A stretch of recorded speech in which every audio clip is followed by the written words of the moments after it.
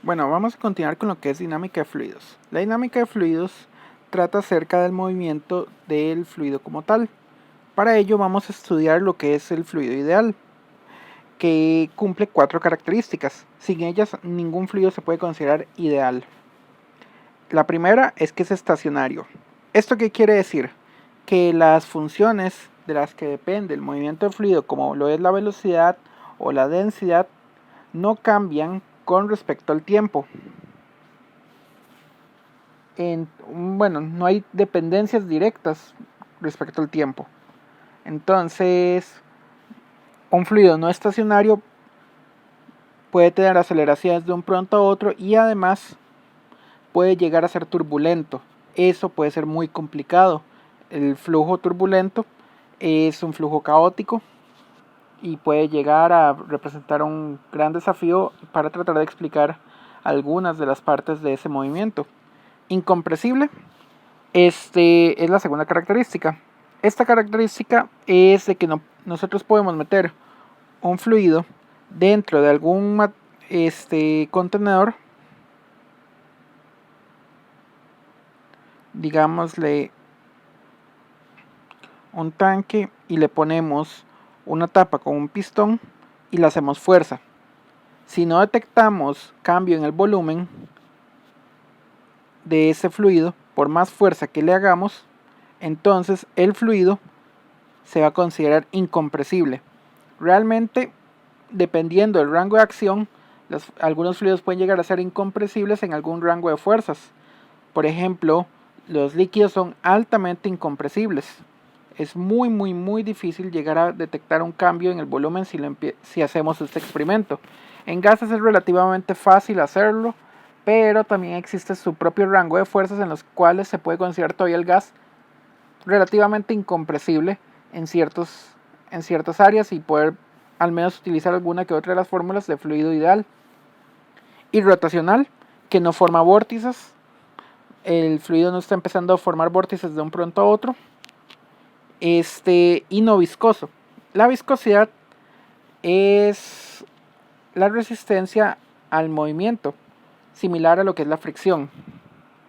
Por ejemplo, comparemos lo que es el agua con la miel. El agua puede fluir muy fácilmente, sin embargo la miel verán que la rapidez del fluido bajo las mismas condiciones del agua es bastante más lento. Eso es porque la miel es altamente viscosa. Muy bien, si cumplimos estas 4 características, podemos llegar a tener lo que es un fluido ideal. Algunos libros hacen una excepción acá. Le ponen, en lugar de estacionario, le ponen laminar. Posteriormente voy a explicar lo que es el fluido laminar. Sin embargo, realmente es el fluido estacionario el que es de la parte de la característica de fluido ideal. Y ambos están relacionados, lo que es estacionario y laminar, realmente. Entonces, continuemos. La primera de las ecuaciones que caracterizan a un fluido ideal es la ecuación de continuidad. Voy a limpiar acá.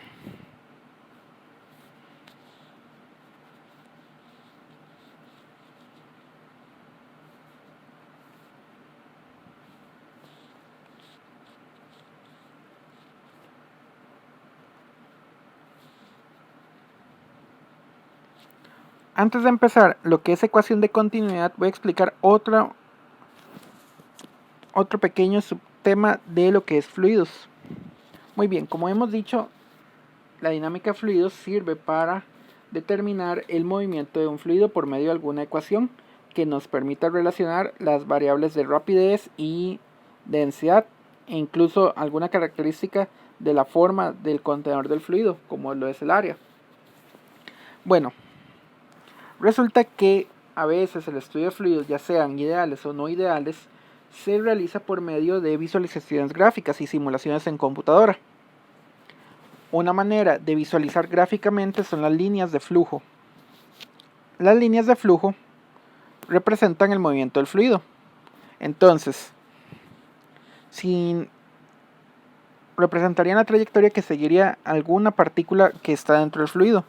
Por ejemplo, una partícula que empiece por acá seguirá esta trayectoria en caso de no encontrar nada que le impida moverse o alguna característica alguna fuerza externa que haga que el fluido cambie de dirección.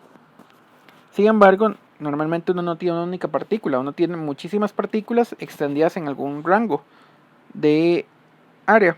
Entonces,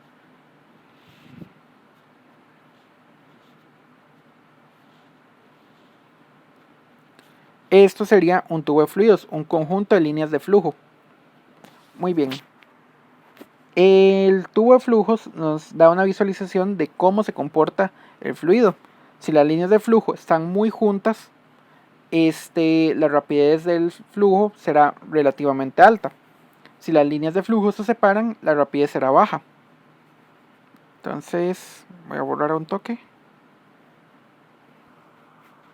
Si las líneas del flujo permanecen relativamente a la misma distancia una de otra, se dice que la rapidez no está cambiando en ese trayecto, como en esta que estaban relativamente a la misma distancia. Entonces,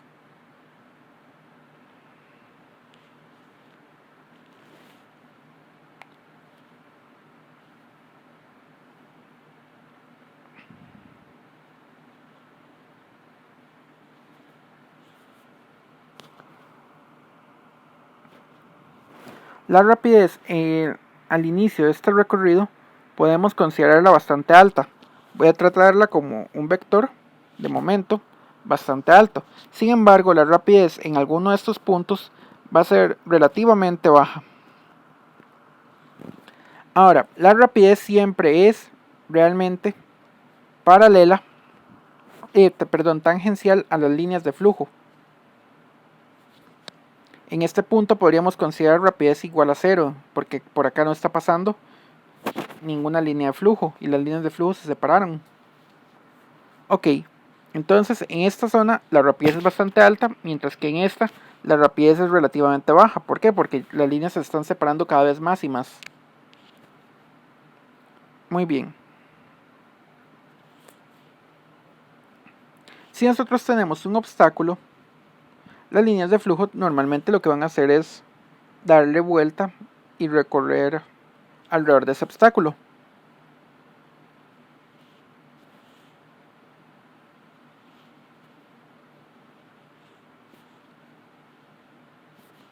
En este punto encontraríamos un punto de rapidez igual a 0.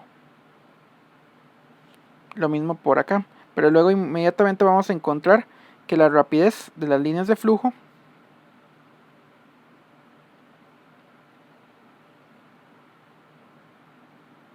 se comportarían de manera similar a como estarían antes de haber encontrado el obstáculo. Sin embargo, esta zona, las líneas de flujo se separaron. Si el objeto es de forma irregular, voy a limpiar acá, como el ala de un avión,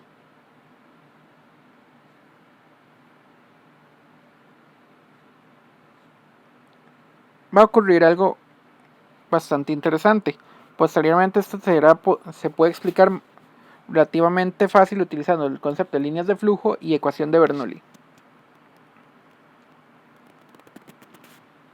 Dos líneas de flujo que estaban relativamente juntas y pasan por el ala de un avión. Noten que el ala del avión tiene una forma bastante irregular. ¿Y qué es lo que va a pasar? Una de las líneas de flujo recorrió más camino que la otra.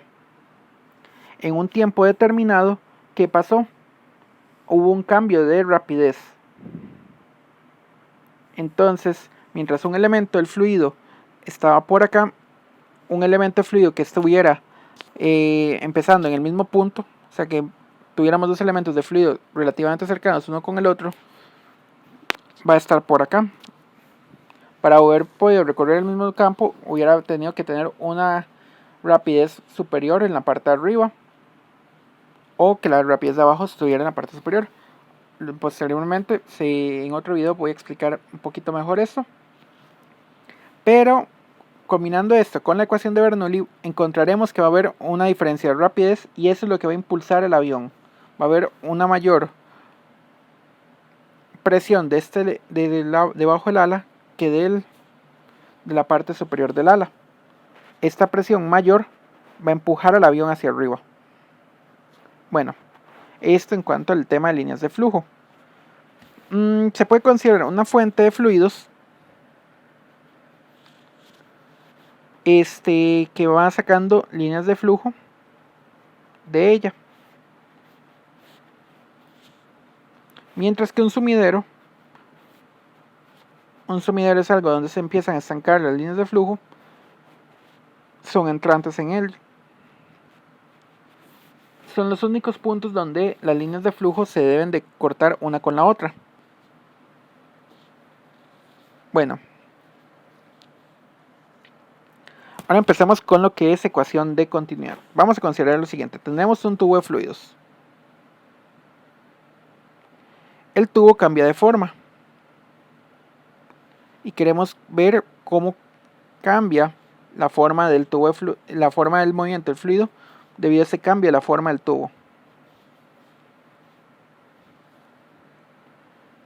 Esto vale tanto para tubos que se están haciendo más gruesos de un lado o que se están haciendo más angostos de ese lado.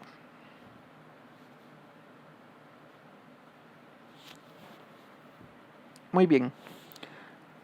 Vamos a tener un área de entrada transversal A1 y un área transversal de salida A2. Y lo que vamos a hacer para encontrar la ecuación de continuidad es analizar un pequeño elemento de fluido que está entrando por acá. Se dice que él se mueve una cantidad delta L1 y el elemento de fluido de la salida se mueve una cantidad delta L2. Ok, debido a las ecuaciones anteriores, a las características anteriores de fluido ideal, se encuentra que la cantidad de materia por unidad de tiempo que está entrando de un lado del tubo de fluido tiene que ser igual a la cantidad de materia que debe estar saliendo del otro lado por unidad de tiempo. A eso se le llama caudal de masa o tasa de flujo de masa. Entonces el delta M1, o sea, la cantidad de materia que está entrando, la cantidad de masa por unidad de tiempo en la entrada debe ser igual a la cantidad de materia que está saliendo del otro lado por unidad de tiempo. Esto solamente se cumple si es un fluido ideal y que aparte no hay más fuentes y sumideros dentro de este tubo de fluidos. Entonces esto solo se cumple para fluidos ideales. Luego veremos que relajando un poco esta, encontraremos que puede llegar a tener algunas características similares, pero la ecuación que vamos a encontrar al final no va a ser la misma. Muy bien. Recordamos que la masa y el volumen se están relacionados. La densidad era igual a la masa entre el volumen. Entonces, delta M entre delta V lo voy a considerar como el pequeñito elemento de masa entre el elemento de volumen que está teniendo de un lado al otro del tubo de fluidos. La densidad es constante por las 4 características anteriores. Si no cumpliera las 4 características anteriores, no podríamos garantizar esta parte de la densidad, que sea constante. Entonces, esta ecuación, antes de proceder, a esto le vamos a llamar caudal de masa o tasa de flujo de masa. Tiene unidades de kilogramo por segundo. Muy bien. Y vean que es la misma en la entrada que la salida. Ahora, al flujo de masa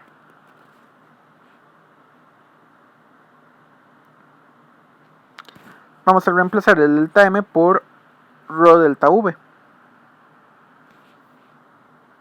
Densidad por el delta V de entrada, el cambio de volumen de la entrada, entre el cambio de tiempo es igual a la densidad por delta V a la salida entre el cambio de tiempo. La densidad como tal se puede cancelar de un lado al otro de la ecuación. Muy bien, y lo que obtenemos es otra forma de la ecuación anterior. Delta V entrada, o sea el volumen entrante por unidad de tiempo, es igual al volumen de salida por unidad de tiempo. Vean que simplemente pasamos de masa a volumen. Esto sigue siendo bastante importante. Esta otra cantidad va a tener unidades de metro cúbico por segundo y se le conoce como caudal o caudal volumétrico.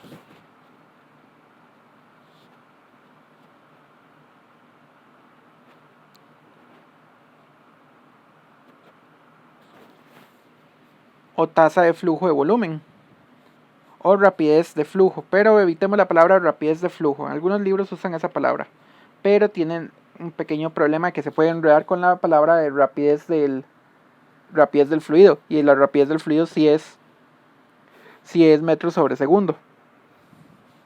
Ok, entonces voy a borrar un poco por acá.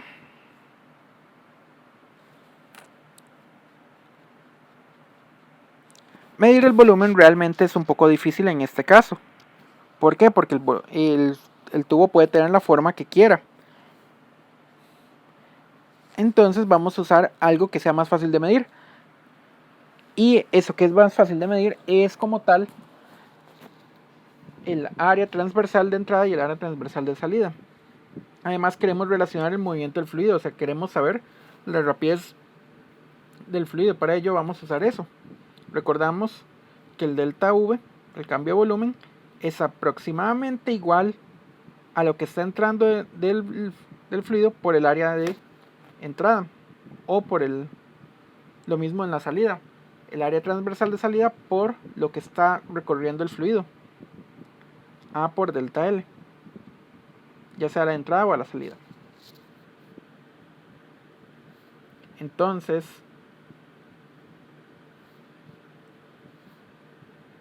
el área de entrada por el delta L1 entre el cambio de tiempo es igual al área 2 por el delta L2 entre delta T. Lo estoy usando un igual a pesar de que en la parte anterior estoy usando un aproximado por una razón. Mientras este delta L sea muy pequeñito, realmente esto va a parecerse cada vez más al volumen. Mientras más pequeñito sea este delta L del recorrido, más y más parecido va a ser el volumen. De hecho, por medio de cálculo uno puede mostrar que en realidad estas dos partes de la igualdad, bueno, estas dos expresiones llegan a ser iguales cuando el delta L es muy pequeñito, y al final no vamos a ocupar el delta L del todo y vamos a encontrar una cantidad que no necesitamos de eso. Ok, vean esta parte. Delta L1 es lo que está recorriendo en la entrada el elemento de fluido, y sobre el delta T eso nos da la rapidez de entrada. Delta L2 es lo que está recorriendo la salida por el delta T, eso nos da la rapidez de salida. Al final, cuando este delta L1 y este delta L2 son muy pequeñitos, se cumple la igualdad y no vamos a necesitar como tal esas cantidades súper pequeñitas. ¿Por qué? Porque la rapidez ya es una cantidad exacta. A1 por V1 es igual a A2 por V2. Esto se conoce como ecuación de continuidad y es la primera de las ecuaciones de la dinámica de fluidos, una de las más importantes. Vean que esta ecuación de continuidad sigue teniendo las mismas unidades. cambio de metro cúbico sobre segundo. Escribamos la masa más por arriba. A esta cantidad, A por V, área transversal por rapidez, coincide con el cambio de volumen entre algún tiempo determinado, delta t. Esto nos va a permitir relacionar la rapidez y la forma de la entrada con el volumen que se está llenando por un delta t. Algo muy importante, que es lo que va a pasar si el área de salida es mayor que el área de entrada, la rapidez disminuye considerablemente, mientras que si el área de salida es menor que el área de entrada, la rapidez aumenta bastante. Sin embargo, el caudal sigue siendo el mismo, o lo que es el flujo de volumen, y también va a seguir siendo lo mismo el flujo de masa. ¿Por qué? Porque una expresión vino de la otra. Muy bien. Bueno, vamos a continuar con lo que es ecuación de Bernoulli.